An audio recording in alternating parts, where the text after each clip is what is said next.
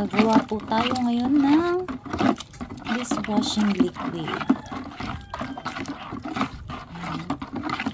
So, mainit na tubig po ito. Tapos, nilagay ko yung surfactant at saka yung salt.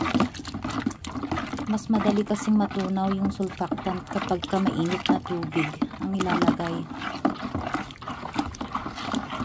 Halu-haluin lang po natin hanggang sa ma-dissolve yung surfactant. At this state, hindi pa po pwede makikita nyo yung mga ano pa, may mga gel pang buo-buo. So, halo lang ang halo. One direction lang din ang paghalo. Focus lang. Ganyan. So, bali 13 liters itong gagawin ko. Supposedly 15 pero binawasan ko ng 2 liters para malapot. Plastic daw yung panghahalo. Kaya ito na lang yung nahanapan ko. Plastic. Ito na lang din ginamit ko. Total, di ko naman ginagamit panluto. Ewan ko kung bakit. Pero yung ibang videos na napapanood ko, ano naman, magamit sila ng kahoy, ganyan. Try nyo na lang din kung saan kayo mas komportable. Kung meron naman kayong panghalong ginto dyan, edi wow, panaon. At this point, nadagdagan ko na siya ng tubig. Tapos ang paglagay din ng tubig is paunti-unti lang din. Dagdagan ko ulit maya-maya lang. Pero as you can see, lumalapot na siya. Yan. Dagdagan po ulit natin ng tubig.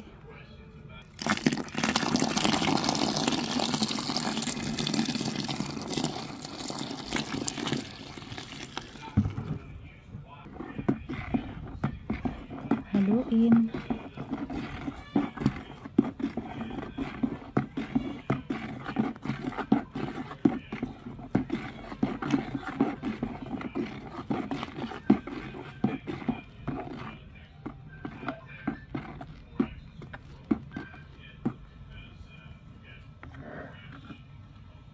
Ilagay ko na dito yung lahat ng tubig.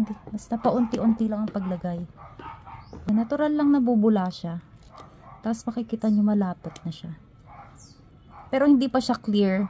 Kasi kailangan natin siyang i-rest overnight. Or 24 hours. Yan. Haluin pa ng haluin. Kaya ilalagay ko na yung mga ibang sangkap. Ito. Pampakulay. 4-in-1. Preservative. Neutralizer. And antibac. Green apple scent. Labsa, degreaser. So, lalagay natin yan mamaya.